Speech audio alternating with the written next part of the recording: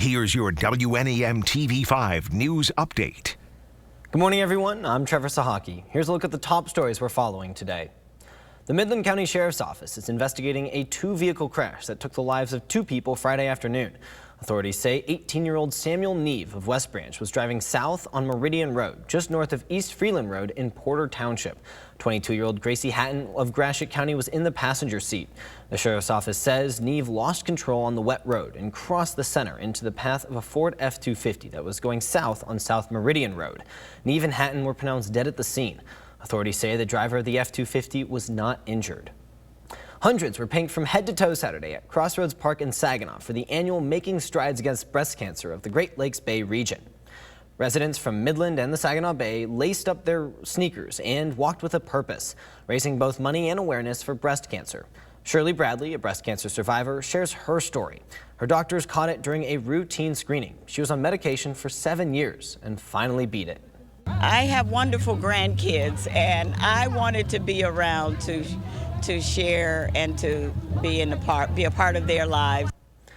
And COVID-19 forced everyone to walk in their own neighborhoods last year. But this year, in an effort to keep people safe, especially those currently fighting cancer, participants wore pink masks and organizers spaced out the event into 4 different groups. Organizer Jeff Larson says because of the pandemic, it's more important than ever to spread awareness.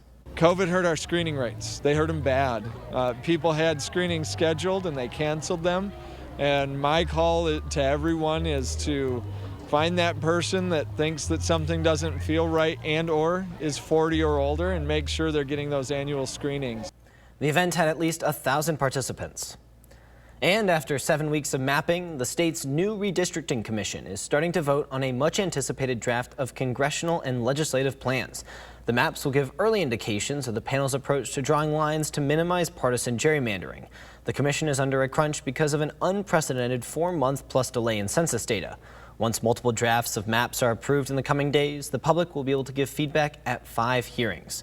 And now here's Matthew with a look at your forecast. Thank you, Trevor. This morning we do have a line of showers and thunderstorms moving through the TV5 viewing area, but luckily it's not going to be an all-day rain here. This is all ahead of a warm front that's also going to be moving through the TV5 viewing area today, which will also bump our temperatures up into the middle and upper 70s by this afternoon. Let's time out the rain, though, for this morning here by around 10 o'clock.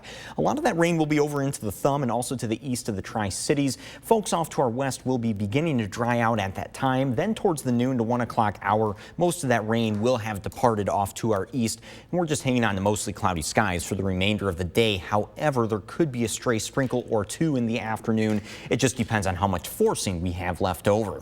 Then for tonight, we actually have partly cloudy skies. We're dry but breezy both today and tonight. A high of 77 today and a low of 64 degrees. That wind gusting up to 25 miles per hour this afternoon, and then tonight that wind still staying out of the south at around 10 to 20 miles per hour. I do want to jump ahead to Monday evening as well. A low pressure system is going to be forming to our southwest. Now the center of the low will be staying off to our west. However, a line of showers and thunderstorms will be forming on the eastern side of that low, which could be making their way through mid-Michigan here. We still have about 36 hours before the timing of this rain, so there could be some updates for that, and there likely will be updates for that. But as of right now, we are still looking at the chance for some scattered severe thunderstorms on Monday evening and into the overnight. The Storm Prediction Center does have a slight outlook out for most of the TV5 viewing area. The eastern thumb is under a marginal outlook, but still, we all just want to make sure we're staying weather aware as we head into the afternoon, evening, and overnight on your Monday there.